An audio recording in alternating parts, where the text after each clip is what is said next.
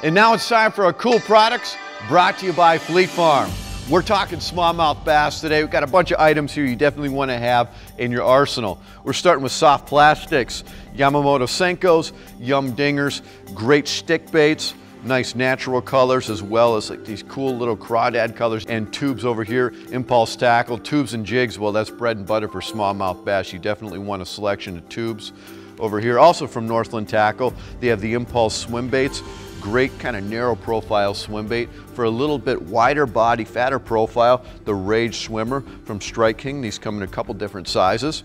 And for presenting soft plastics, a good selection of jigs is always good to have. VMC and Northland Tackle, Northland the RZ jigs, and from VMC, the Finesse Half Moon jigs in regular. And then also, these are nice. They have a little weed guard on there if you fish around weeds or wood. This is really nice. And then the Mimic Minnow Tough Tube. These are pre-rigged tubes from Northland Tackle, natural colors, a little bit brighter colors. You can't go wrong with either when you're smallmouth bass fishing.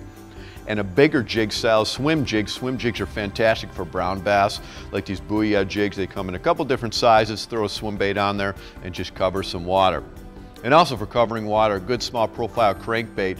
It's always a good choice from Bagley. These Sunny Bees Light Balsa, nice minnow color, crawdad patterns, brighter patterns. And for topwater smallmouth fishing is a lot of fun. The Arashi Cover Pop, this is a really nice kind of bulky topwater, nice scooped mouth, makes a really deep popping sound, really, really good. Also for topwater from Rapala, it's a nice walking bait, the Skidder V. If you've ever had trouble for like a topwater walking bait, this is a really easy one to use. Cast far, fantastic bait. And also from Rapala, the Ripstop. This is kind of a nice finessey sort of jerk bait. I've used this a lot, caught some great smallmouth bass on here, especially if you're fishing pressured waters. This gives them something a little bit different to look at. Cast far, kind of stops on a dime when you stop it, entices smallmouth bass to bite the Rapala Ripstop. And for line, fluorocarbon you definitely want to have, especially your smallmouth fishing. Usually have braid with a fluorocarbon leader.